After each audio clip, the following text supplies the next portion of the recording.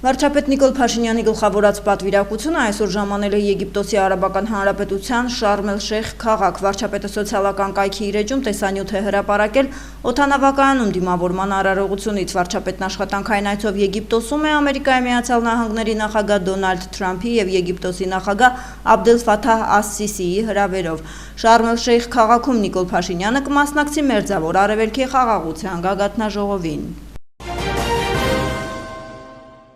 Հոկտեմբերի 14-ին աշխատանքային այցով Հայաստան կժամանի ԵԱՀԿ գործող նախագահ Ֆինլանդիայի արտաքին գործերի նախարար Էլինա Վալտոնենը։ Այս մասին հայտնում են Հայաստանի արտգործնախարարությունից։ Նշենք, որ արտգործնախարարությունում կկայանա Հայաստանի արտաքին գործերի նախարար Արարատ Միրզոյանի հետ հանդիպումը, որին կհաջորդի համատեղ մամուլի ասուլիսը։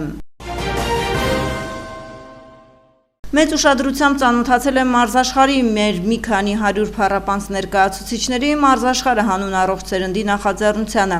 Այս մասին Facebook-յան էջում գրառել է Գագիկ Ծառուկյանը։ Իմ համերաշխությունն եմ հայտնում նրանց, համաձայն եմ բարձրացված խնդիրների եւ մտահոգությունների հետ։ Եթե մենք չունեցանք առողջ սերունդ, ուրեմն չենք ունենալու ոչինչ։ Այո, շատ լուրջ, շատ մտահոգիչ հարցեր կան եւ շատ լավ է, որ դրա մասին բարձրաձայնում է մարզաշխարհը, միաժամանակ հայտնելով խնդիրների դեմ պայքարելու իր պատրաստակամությունը։ Հայտնելով իմ լիակատար աջակցությունն այս նախաձեռնությանը, առաջիկա օրերին նախատեսում եմ մարզաշխարհի ներկայացուցիչների հետ հանդիպումների շարք սկսել։ Պատրաստ եմ աջակցելու բոլոր այն հետաքրքիր գաղափարներին, ծրագրերին, որոնք կնպաստեն առողջ սերնդի ձևավորմանը, գրել է Գագիկ Ծառուկյանը։ Արամուսում կատարված հանցագործությունը բացահայտվել է կամեկ ձերբակալված։ Հոկտեմբերի 12-ին ներքին գործերի նախարարության ոստիկանության Կոտայքի մարզի օպերատիվ կառավարման կենտրոն հաղորդում էր ստացվել, որ Արամուս բնակավայրի վարչական տարածքում գտնվող դաշտամիջյան հատվածում տղամարդու եւ կնոջ դիեր կան։ Ըստ նախնական տեղեկությունների սպանությունը կատարել է Արամուսի 61-ամյա մի բնակիչ։ Նա իր անունով հաշվառված որսորդական հրացանով կրակոցներ է արձակել ամուսինների Արամուս գյուղի բնակիչներ 64-ամյա տղամարդու եւ 59-ամյա կնոջ ուղղությամբ։ Սպանություն կատարելու անմիջականորեն ծագած կասկածանքով 61-ամյա տղամարդը հայտնաբերվել եւ ձերբակալվել է։ Հայտնաբերվել է նաեւ հանցագործության գործիք հրազենը, նախաձեռնվել է քրեական վարույթ, հանգամանքները պարզվում են, ասվում է ներքին գործերի նախարարության ոստիկանության տարածած հաղորդագրությունում։ Քննչական կոմիտեի Կոտայքի մարզային քննչական վարչությունում քննվող քրեական վարույթի նախաքննության ընթացքում առերևույթ փաստական տվյալներ են ձեռք բերվել այն մասին, որ կողմերի միջև ծագած վիճաբանությունից հետո, որն ավարտվել է դանակահարությամբ, ՀԳ-ն վրեժխնդիր լինելու նպատակով իր ընկերոջը դրդել է սպանել ԱՕ-ին, հայտնում են քննչական կոմիտեից։ Մասնավորապես ՏՄ-ն ժամանելով Հայաստան ՀԳ-ի հետ նախնական համաձայնությամբ խմբի կազմում ապօրինի ձեռք է բերել եւ իր մշտական բնակության վայրում պահել է գործարանային արտադրության ակոսափող հրազեն, ակոսափող ինքնաձիգ, ռազմամթերք հանդիսացող փամփուշտներ, մարտական նռնակ։ Իրենց հանցավոր մտադրությունն իրականացնելու նպատակով ՏՄ-ն եւ ՀԳ-ի դրդմամբ ուղղակի դիտավորությամբ կատարել է ԱՕ-ի սպանության նախապատրաստական գործողություններ, այն է ապօրինաբար իր մոտ պահելով հրազեն, փամփուշտներ եւ նռնակ վարձակալել է ԱՕ-ին պատկանող տան հարևանությամբ գտնվող առանձնատունը, հետևել վերջինիս տեղաշարժին, կատարել լուսանկարահանումներ, սակայն ԱՕ-ն հայտնաբերել է նրան եւ ընկերների հետ ծեծի ենթարկել։ Այնուհետև իրենց հանցավոր մտադրությունն ավարտին հասցնելու նպատակով ՏԽ-ն ՀԳ-ի հետ նախնական համաձայնությամբ խմբի կազմում շարունակել են ապօրինի պահել վերոնշյալ առարկաները, ԱՕ-ին սպանելու հարմար առիթ փնտրելով, սակայն իրենց դիտավորության մեջ ընդգրկված հանցանքն իրենց կամքից անկախ հանգամանքներում չեն կարողացել իրագործել, քանի որ ներքին գործերի նախարարության աշխատակիցների կողմից կատարված օպերատիվ հետախուզական, ինչպես նաև քննչական ու ապացուցողական մեծածավալ գործողությունների արդյունքում կանխվել է հաշվեհարդար կատարելու մտադրությունը, վերջիններս հայտնաբերվել եւ ձերբակալվել են։ Կատարված խուզարկությունների ընթացքում հայտնաբերվել է նշված զենք զինամթերքը, ՏՄ-ի նկատմամբ հարուցվել է հանրային քրեական հետապնդում, քրեական օրենսգրքի 43-ից 155-րդ հոդվածի 2-րդ մասի 11-րդ կետով, այն է սպանության նախապատրաստություն եւ 335-րդ հոդվածի 2-րդ մասով հրազենի դրա հիմնական բաղկացուցիչ մասերի ռազմամթերքի եւ այլ նյութերի, սարքերի առարկաների ապօրինի շրջանառությունը, ՀԳ-ի նկատմամբ 46-ից 43 155-րդ հոդվածի 2-րդ մասի 11-րդ կետով սպանության նախապատրաստության դրդել հոդվածահարթելը և 335-րդ հոդվածի երկրորդ մասով հրազենի դրա հիմնական բաղկացուցիչ մասերի ռազմամթերքի և այլ նյութերի սարքերի առարկաների ապօրինի շրջանառությունը։ Վերջիններիս նկատմամբ որպես խափանման միջոց կիրառվել է կալանքը, քրեական վարույթի նախաքննությունը շարունակվում է։ Ծանուցում հանցագործության համար մեղադրվողը համարվում է անմեղ, քանի դեռ նրա մեղավորությունը ապացուցված չէ քրեական դատավարության օրենսգրքով սահմանված կարգով դատարանի օրինական ուժի մեջ մտած դատավճռով։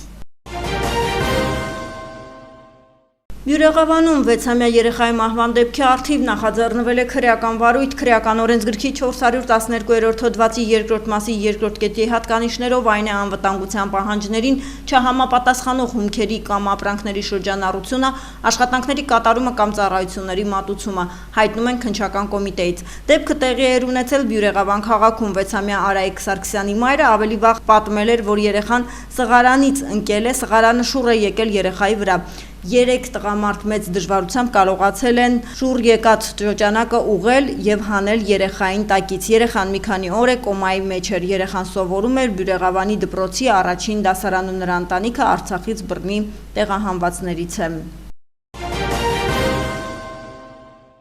Տեղի է ունեցել Հայաստանի Հանրապետություն Եվրամիություն մուտքի վիզաների դյուրացման հարցերով համատեղ կոմիտեի հերթական 8-րդ նիստը, որը համանախագահել են Հայաստանի արտգործնախարարության հյուպատոսական վարչության պետ Արթուր Պետրոսյանը և Եվրոպական հանձնաժողովի միգրացիայի և ներքին գործերի գլխավոր տնօրինության վիզաների քաղաքականության հարցերով բաժնի ղեկավարի տեղակալ Անտուան Սավարին։ Տեղեկացնում են արտգործնախարարությունից։ Հանդիպման մեկնարկին բացման խոսքով են հանդես եկել կոմիտեի համանախագահները, որից հետո ընդունվել է կոմիտեի նախորդ 7-րդ նիստի արձանագրությունը։ Քննարկվել է Հայաստանի Հանրապետության և Եվրոպական միության միջև վիզաների տրամադրումը դյուրացնելու մասին համաձայնագրի կիրարկման գործընթացը։ Մասնավորապես անդրադարձ է կատարվել Շենգենյան մուտքի վիզաների տրամադրման վիճակագրությանը, ինչպես նաև համաձայնագրի կիրարկումից բխող այլ հարցեր։ Հայկական կողմը բարձրաձայնել է համաձայնագրով սահմանված պայմանների կատարմանն առնչվող խնդիրները, ընդգծելով հատկապես ժամադրությունների սահմանափակ հասանելիությունը, տրամադրվող վիզաների վավերականության կարճ ժամկետները,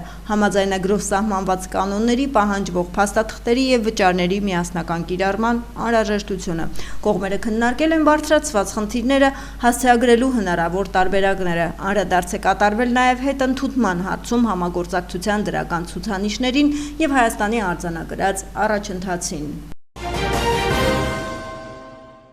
Աշնան բնորոշ նկատվում է սուր շնչառական վարակների աճ։ Այս մասին հայտարարել է առողջապահության նախարար Անահիտ Ավանեսյանը։ Նա նշել է, որ սեզոնային գրիպի տարածման կանխարգելման ամենագործուն և արդյունավետ միջոցը պատվաստվելն է։ Այս տարի սեպտեմբերի 8-ից պատվաստանյութը առկա է թե պոլիկլինիկաներում և ամբուլատորիաներում, թե շարժական կետում։ Մի ուշացրեք, 20 րոպե ծախսեք և պաշտպանվեք այս տարի շրջանառվող սեզոնային գրիպից, որը բավական ծանր է, ընթանում հատկապես 6 ամսականից 5 տարեկան երեխաների և քրոնիկ հիվանդություններ ունեցող մեծահասակների մոտ։ Աշխատանքից բացակայելու խնդիր ունեցող անձանց համար պատրաստ ենք նաև 50 հոգու հավաքագրման պարագայում շարժական թիմի միջոցով կազմակերպել պատվաստումները աշխատանքի վայրում։ 3 կարևոր խորհուրդ գրիպից պաշտպանվելու համար՝ պատվաստվել, հագնվել սեզոնին համապատասխան, պահպանել ձեռքերի հիգիենան, հիվանդ անձանց նաև կրել դիմակ, նշել է նախարարը։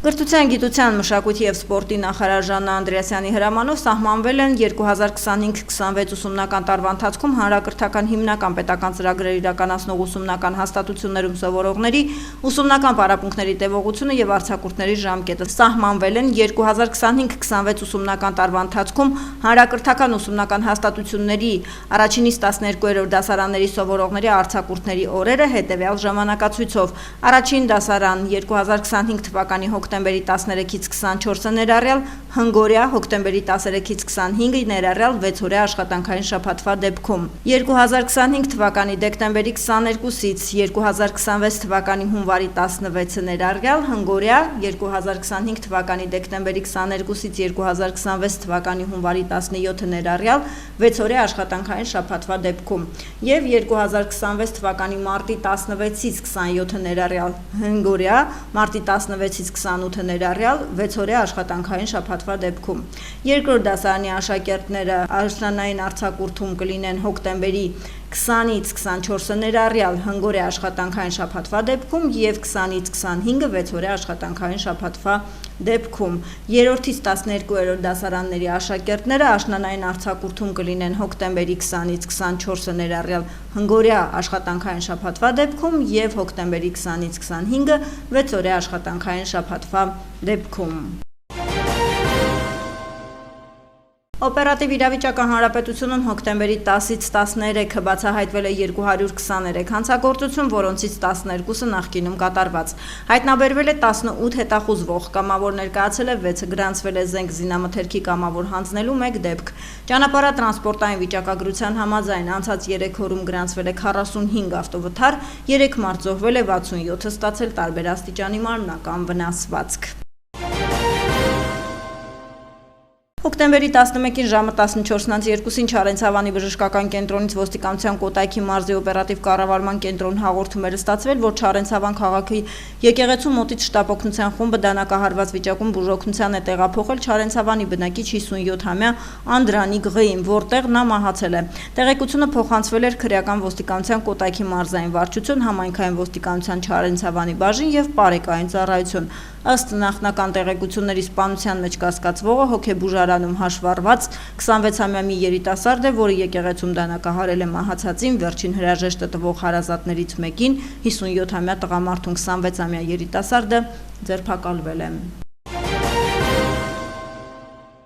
Հոկտեմբերի 6-ից 12-ին ճգնաժամային կառավարման ազգային կենտրոնում գրանցվել է 653 դեպք, որից 295-ը արտակարգ։ Եղանակային պայմաններով և այլ գործոններով պայմանավորված գրանցվել է տրանսպորտային միջոցների արգելափակման 16 դեպք։ Փրկարարները օգնություն են ցուցաբերել 20 քաղաքացու անվտանգ տարածք տեղափոխել, ավտոճանապարհներին արգելափակված 19 տրանսպորտային միջոց։ Նախորդ շաբաթվա ընթացքում տուժել է 133, զոհվել 15 մարդ։ Փրկարարական գործողությունների արդյունքում փրկվել է 5 մարդ։